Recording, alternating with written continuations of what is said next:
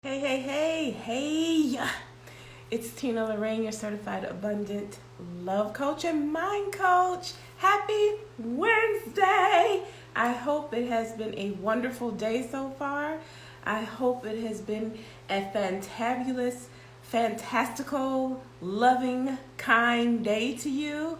Were you kind to yourself? Were you kind to yourself? I hope you were, because you need to be, okay? Always be kind to yourself. So that way that kind just flows from you to everyone else. And kindness is going to attract what? Kindness. So here we go. Here we are. This is a series called Damage While Dating that I started on Facebook, but I am now coming over to IG and YouTube with. So as I'm talking to my family on Instagram and YouTube, this is a series about not so much just dating, like strategies and whatnot, because I know you guys got that down. I know you got that. I know you got them strategies down. It's more about how we're showing up on dates, how we're showing up. Are we the person who's showing up as a damaged person? Are we encountering damage and letting it rub off on us and not healing from the damage? Are we showing up as authentic and whole? Are we showing up as transparent? Are we showing up as genuine? And if that scares you, you're like, who can go on a date that's genuine and transparent? There's too many goblins out here. Too many goblins, Coach Tina, for me to show up as transparent. Well, the thing is, there's a secret to that. It doesn't matter about the goblins that are out in the streets. It just matters about what you're doing with you. So this whole Damage While Dating series, today we're going to be talking about showing up as authentic. And I got my notes down here, so if I look down, forgive me, but I am a teacher by nature, so I have to make sure I'm giving you all I got. So sometimes I have to look down and go, did I say all I needed to say? So forgive me if you see me looking down. Just say, hey, she just wants to love on me and make sure I have all the info I need. So today we're going to be talking about, as I said, we're going to be talking about showing up as, how do you do this? How do you show up as genuine? How do you show up as transparent? How do you show up as comfortable in your own skin and confident? You do. It can be done. You don't have to hide behind facades. You don't have to hide behind triggers. You don't have to hide behind strategies, the strategists. We have a lot of dating strategists out there. That's not the way we want to show up. We want to show up where we're comfortable in our own skin, because when we're comfortable in our own skin, it is easy for us to be transparent and genuine, because we're trusting our gut. So we know ourselves, we know ourselves, we trust ourselves, we be ourselves. That's my equation, guys. Know yourself, trust yourself equals be yourself. So how to show up on a date as transparent and genuine. As I said, know yourself, trust yourself, be yourself. I'm going to look down for a minute and make sure. I want to tell you all, if you have watched my lives before, I have told you that I've had, past experience in being in sexual trauma. But, there was a point in my life where I was a serial dater. And when I was a serial dater, I was not confident in myself. Although I wanted men to see me as an awesome person, I didn't think that I was so awesome on the inside. I didn't really know what love was. I really didn't know what it felt like other than fantasies. But what I had experienced, between fantasies and what I had experienced, it was not working out well for my view of love. I didn't feel safe in my own skin, and the reason why I didn't feel safe in my own skin is just because I said I was not confident in myself. I did not trust myself. I experienced a lot of damage through not only dating, but just in my life period, where it came to men and sexual trauma. And I just didn't feel as if I could let down my guards, because I didn't feel safe. And if you don't feel like you can let down your guards, 9 times out of 10, you're showing up as a representative or somebody that you've made up or somebody you've morphed into to please that other person. And so I used to be good at that. I was good at morphing. I was good at just kind of putting the attention on the other person, focus on the other person, because although I genuinely wanted to be loved for me, I couldn't be genuine. So at the time, I didn't know that. I just thought I was being normal. But toxicity, when we live in it, looks normal to us at the time until, we continue to get these crazy results. And then we're like, hey, you know what? Let me go look in the mirror, because it might be me. It might not be. Yeah, there's some damage out there in the dating streets, but am I contributing to that damage? That's when you have to kind of look and go, hey, is it me or is it them or is it both of us? So yeah, when I was a serial dater, I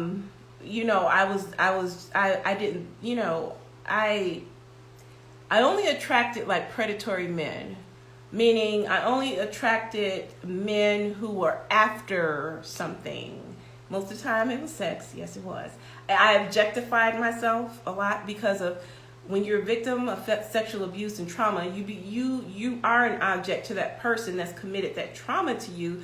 So if it happens over and over again, even if it only happens one time, you still you objectify yourself, and you walk in that objectification. You only see yourself as an object. You see yourself as a tool. And that's where I was when I was serial dating. It was just normal for me not to think of myself as valuable or seen or heard. I felt like I was a tool, and I acted like I was a tool. I felt like all I had to offer was what was on the outside. And that's basically the type of men I attracted. It didn't matter if they came from, a degreed background, suit and tie, or if they were just, the mailman or whoever. I would always attract the predatory type, meaning they were always not genuine, not trustworthy, probably red flags going all over the place. But because I was a walking red flag, I couldn't see the red flags because I was blinded to myself. So one of the tools that I use, guys, when I just decided, it's time for me to do some healing work. There's something going on with me, and I was repressing a lot of the sexual trauma that happened to me. And one of the tools that I had used to fall in love with myself, meaning to encourage the self-love, was affirmations. And, I know people feel some type of way about affirmations sometimes, because they feel like they don't work. But they work them, they do work if you work them. They work if you work.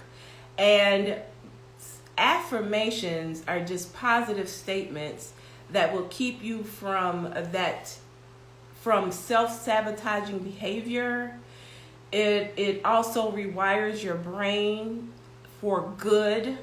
It triggers off wires in your brain that make you feel good, because we are wired for love.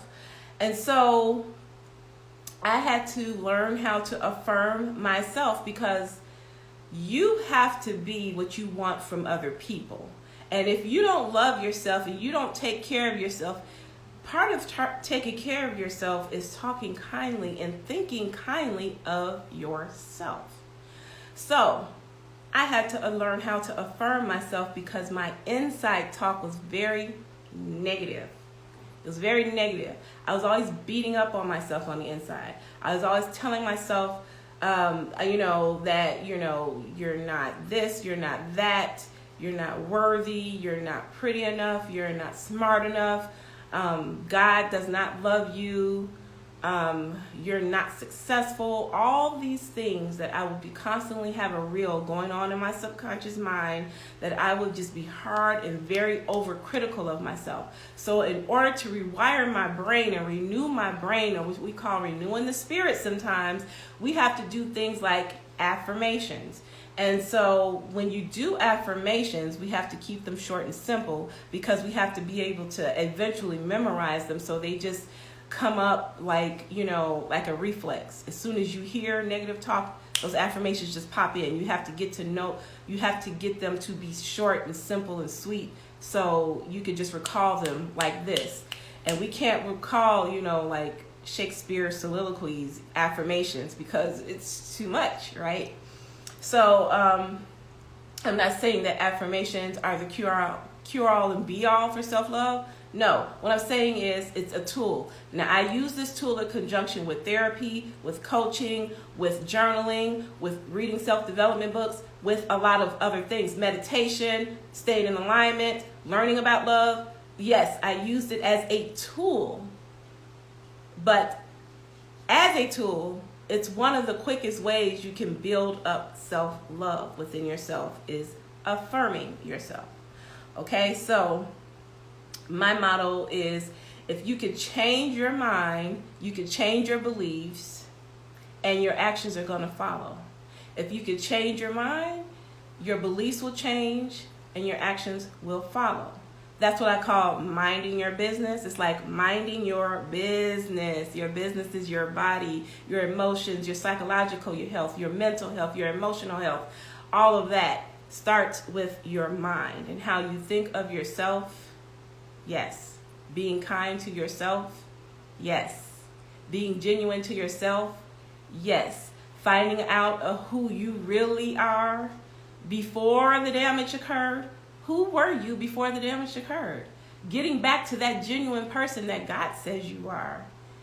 That person that doesn't identify with victimhood, with being victimized, with being abused. That person is the person we need to go back to. That's the person we need to discover, because you'll often find that that person really doesn't have anything to do with the person that has been built out of damage, out of your life experience of, being hurt, of the pain and whatnot.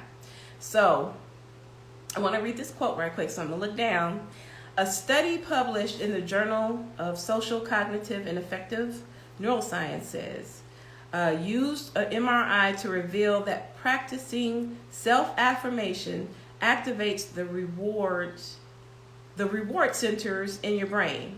Simply say to yourself, I will earn that promotion, and it will light up the same reward centers that respond to other pleasurable experiences, such as eating great food or winning a prize. It fires up your neural pathways and makes changes to those areas of the brain that makes you happy and positive. So now, all that psychobabble, jibber jabber, all it means in layman's term is that your brain responds to loving words. Because why? We are wired for love. We tend to understand that in reference to other people when we're seeking love, but the most powerful love comes from God, you and God, and that relationship with yourself, and you knowing what love is, and you being kind to yourself. That is the most power you would generate from yourself, and you will attract others like you once you become confident in that power.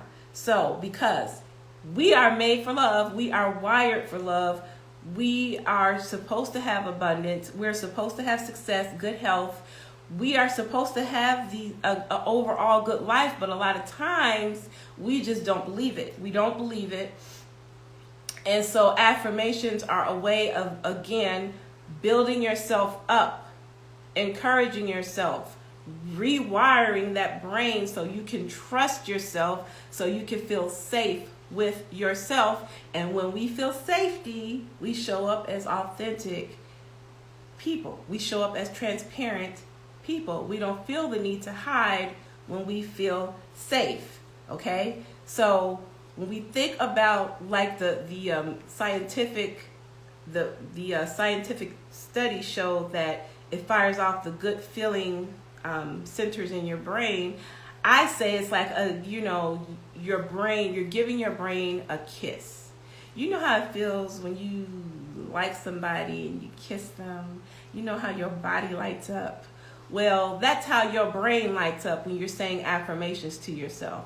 And it ain't like when even when somebody else is affirming you, like, you be on these dates and these dudes be like, oh, you're so beautiful. Oh, you're so gorgeous. Oh, you're so. Or even if your girlfriend say it, that's great, and that feels good. But when you say it and when you're in love with yourself and when you really feeling yourself, it feels like you just light up from the inside, and it just boosts your confidence. Now imagine if you could stay in a state of boosted confidence. You can. If you get to affirming yourself on a daily basis and you start to really believe in what you're saying, you can stay in that place of a boosted confidence, of a boosted spirit, and you show up on dates as confident, and then that flows from you. And then what happens? The attraction, you eventually attract, you stop attracting the goblins, and you eventually attract the authentic, genuine, transparent person you want to attract when you show up as what you want to attract. Okay? All right, let me see here down in my notes. Let me see. All right, so as we're being confident, we want, when you're confident in yourself, you trust yourself, you love yourself, you have peace with yourself, and that will flow from you, and that will become such a part of you that you won't even think about it. When you're not thinking about it, that means you have aligned to your genuine self. You're more in alignment. When negative thoughts, when negative feelings, when the damaged person that you were starts to become this person that you can't even recognize, that you can't even like have a conversation with anymore. You're like, who was that chick that was back there? Because that is the way I look at the way I used to be before I became healed. I was like, wowzers, that chick was damaged. Don't get me wrong, I've always been a sweet person, but I was damaged. I was so damaged. And so we want to build that trust and that love and renewing that mind so we can show up as authentic. Now, when we talk about being damaged while dating, I have this saying that I say, and I think I said it already. Know yourself, trust yourself, be yourself, right? A lot of times we know ourselves in reference to how we are damaged. We know our triggers. We know our pressure points. We know what's going to set us off.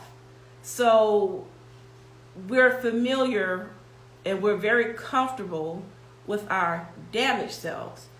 But just when I say know yourself, I'm speaking more so of that's great if you know what your triggers and your damage is.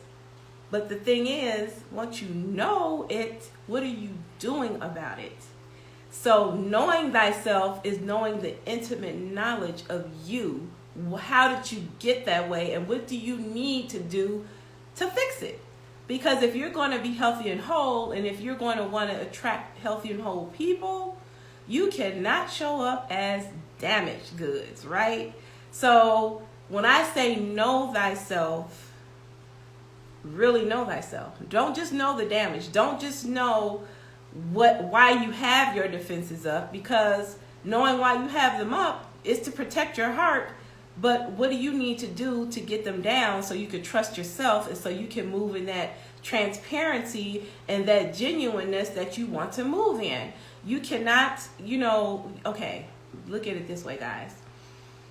Let's just say you're dating and you think you know yourself, because a lot of times you're like, I know me and I ain't gonna put up with this, and if this red flag go off and that red flag go off, it is over.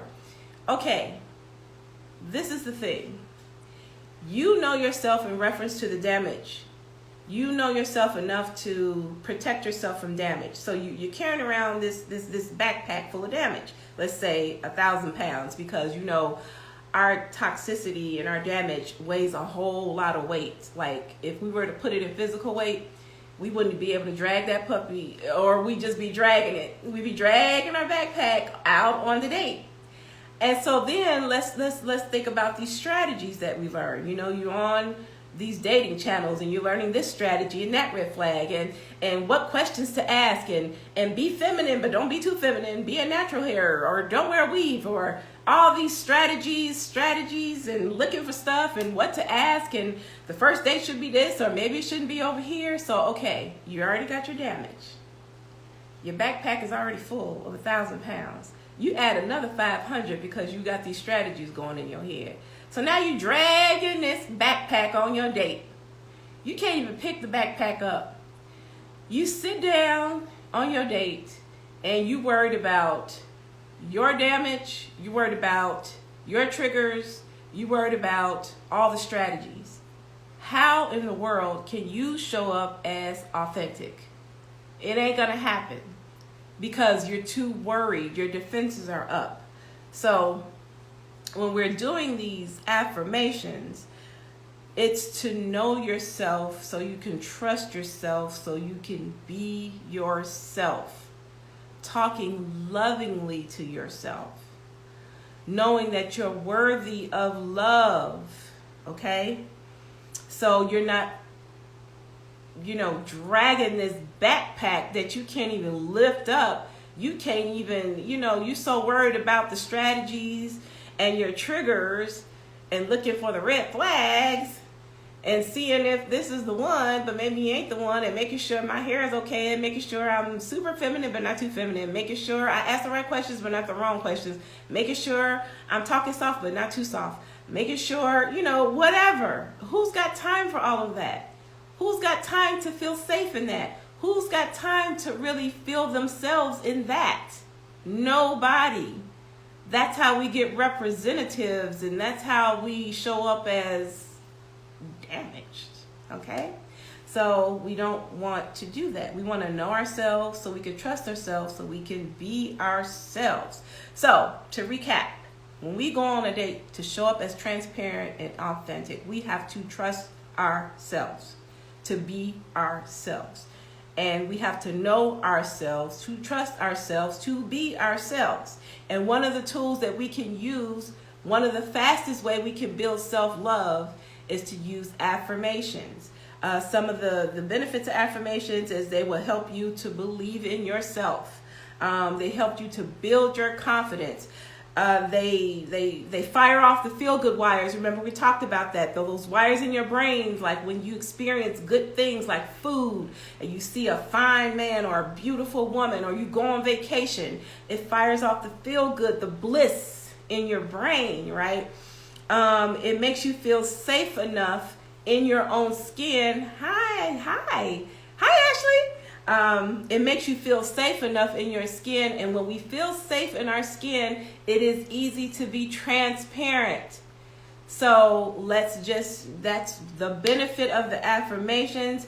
And now, as we're using these affirmations to build ourselves up, now, again, guys, you can't just use the affirmations if you have really suffered damage in the area of sexual trauma, and you've never gotten therapy, you've never gotten coaching, you've never read a self-development book or anything. Affirmations in and of themselves are not going to cure it because, of course, there's a lot of inner core work that has to be done. But if you're not necessarily suffering from those things, and maybe it's just a confidence issue with you, and you're dating and you want to show up as confident, affirmations are one of the fastest ways you can build self-love if you work them. They don't work if you don't. So they have to be short, simple, and there are some that you can download in my bio. You can go to my bio and download. If you go in the link in my bio, I have made a little mini ebook of self-affirmations that you can use. And I hope you do download them. They're complimentary, so no charge to you. And download them. So again, we are to show up when we're dating. You have to show up as not damaged. We're not damaged while dating. We're not being damaged while we date. Know yourself, be yourself so you can trust yourself. Know yourself, not just your triggers, not just your junk. If you know your junk, the next step is, what are you going to do about the junk? Because no matter how much you want to attract that genuine, transparent person that loves you for you, you have to be that for you before anybody else can show up on that same wavelength as you are, that same transparency, that same genuineness, if you're not being that way. And like I told you before earlier, I was not that way when I was a serial dater due to I didn't know how to love me. I didn't even love me. I wanted somebody to love me for my genuine, awesome self, but I didn't even think I was genuine and awesome. So I want you to understand that this will work for you as a tool. Affirmations will work for you as a tool to show up as genuine and transparent, because you have to be genuine and transparent with yourself first. So you can, when you go on dates, so you're not hiding behind your damage and you're not hiding behind strategies, dating strategies. Because while dating strategies are, there's some good knowledge, red flags, all that business. It's good to have, but I don't have to worry about that on a date because I trust me. I trust my gut. I'm aligned. I love me. Before, I did not have that. I didn't have alignment. I did not love me. I didn't trust me. But I didn't know that. I didn't even know I was important in the equation. I was just morphing into whatever this one or that one wanted. And that is not true love. That's not being in love with yourself. You have to first discover what love is, what it feels like, what are the characteristics, and you have to fall in love with you. You have to be genuine with you. You not only have to know what your triggers and damage are, but you have to know how to get to point B from that. Not as a defense mode. You're not looking at strategists so you can build this defense mode around your heart, because that's not the way God wants us to show up. He wants us to really be genuinely in love with ourselves, in love with God, in love and trusting our spirit on the inside. That's what he gave it to us for. So we can trust ourselves and be comfortable so we can show ourselves to be genuine and authentic. So I trust myself now, so I don't have to build up all these defenses to hide behind and to lug and carry, which are going to make me uncomfortable, which genuine Tina will not show up. Neither will genuine you. So I hope you enjoyed this episode of Dating While Damaged. It will also be on YouTube. I love you guys. I'll see you next week on Wednesday. I will upload another video. I will do it live on IG, but I will upload it to YouTube. And I hope to see you. If you haven't subscribed to my YouTube channel, do so. I appreciate you. I love you, and have a great and awesome evening. Bye.